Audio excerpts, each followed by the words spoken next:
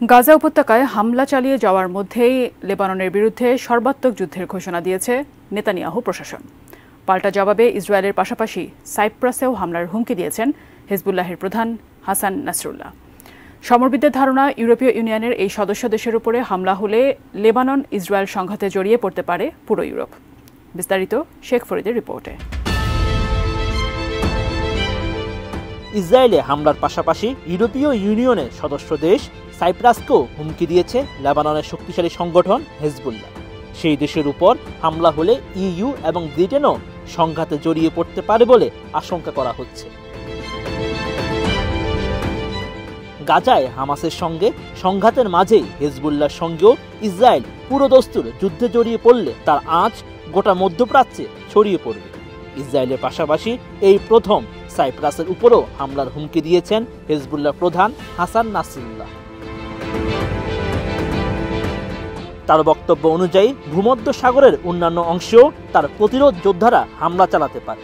ইসরায়েলের পুরো ভূখণ্ড সহ আশপাশের যে কোনো এলাকার উপর সুনির্দিষ্ট হামলার হুমকি দিয়েছেন তিনি। লেবাননের সঙ্গে সুসম্পর্ক সত্ত্বেও সাইপ্রাস ইসরায়েলকে বিমানবন্দর ও সামরিক ঘাঁটি ব্যবহার করতে দেওয়ায় এ ক্ষোভ প্রকাশ করেছেন হিজবুল্লাহ নেতা। সেখান থেকে লেবাননের উপর হামলা চালানো হলে সাইপ্রাসের সরকারও যুদ্ধের অংশ হয়ে উঠবে বলে হুঁশিয়ারি দেন নাসরুল্লাহ। ভীষণ নিয়ে এলো ফুলঝুরি মেগা অফার সিজন 6। এই অফারে ফ্রিজ কিনলেই পাচ্ছেন নিশ্চিত 12 সেটের আকর্ষণীয় গিফট বক্স একদম ফ্রি। অবশ্য এমন অভিযোগ অস্বীকার করে সাইপ্রাসের প্রেসিডেন্ট নিকোস ক্রিস্টোদুলিদেস দাবি করেন তার দেশ কোনো সংকটেই কোনো পক্ষকে সমর্থন করছে না, বরং যুদ্ধবিধ্বস্ত গাজায় ত্রাণ পৌঁছানোর ক্ষেত্রে নিজের দেশের ইতিবাচক ভূমিকা তুলে ধরেন তিনি। সাইপ্রাস প্রেসিডেন্টের মতে তার দেশ সরাসরি ইসরায়েলি সেনাবাহিনীকে কোনো সহায়তা দেয়নি, তবে সাইপ্রাসের বিশাল আকাশ সীমার মধ্যে ইসরায়েলি বিমান বাহিনী মাঝে মধ্যে মহড়া চালানোর অনুমতি পেয়েছে।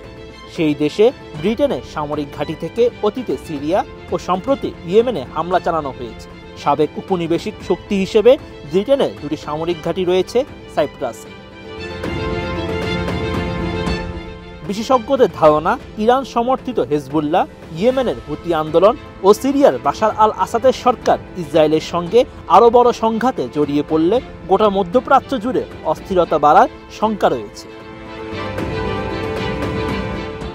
শেখ ফরিদ, এটিএন।